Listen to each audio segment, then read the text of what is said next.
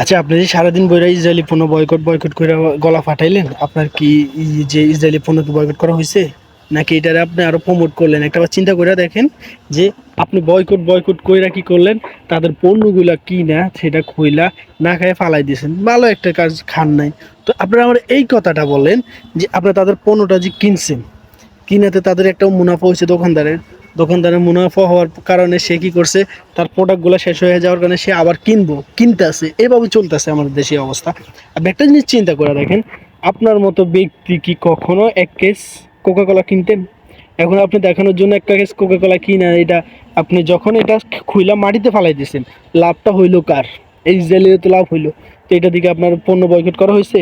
আপনি নিজে টাকা দিয়ে, আপনি যদি তাদের পণ্য বয়কট করতে হয়, আপনি এমনই এই স্টেটমেন্ট করেন যে আমি তাদের কোনো পণ্য কিনবো না। আমি যদি আমার টাকা দিয়ে পণ্য না কিনলে কি হয়েছে, দোকানে থেকে এগুলো ডেট ফেল হইব। ডেট ফেল হইলে দোকানদার তারপর কি করতে হবে, বাধ্যতামূলক হয়ে সে ফালাই দিতে হইব। ফালাই দিলে দেখা গেছে তার একটা বিশাল একটা ক্ষতি সম্পূর্ণ সে ক্ষতি হইব, তার হওয়াতে সে দ্বিতীয়বার এটা কিনবো না।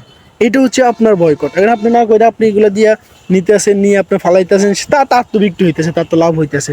সে কি করবো, আবার কিনবো, কিনা আবার ইয়ে করবে, আবার আপনার এভাবে আন্দোলন করবেন, আবার ফালাইবেন, আবার এইটা তো কোনো মানই হয় না। আর আপনি বয়কট করলেন কইরা যে আপনি বাটা শোরুম, কেজিএফ শোরুমে যে আপনি লুট করলেন, তাহলে কি হয়?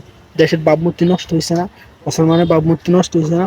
আপনি তাদের পণ্য কিনেন না, না কিনে যে আপনি চুরি করে নিলেন বাড়িতে, নিয়ে এটা আপনি ব্যবহার করবেন না, তাহলে আপনি কিভাবে বয়কট করছেন?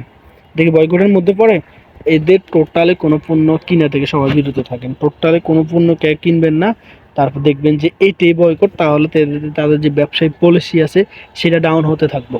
আর সেটা না করে যদি আপনি কিনেন, তাহলে দেখা গেছে এরা আবার তাদের যে বিজনেসটা সেটা আবার উপর দিকে উঠতে থাকবো।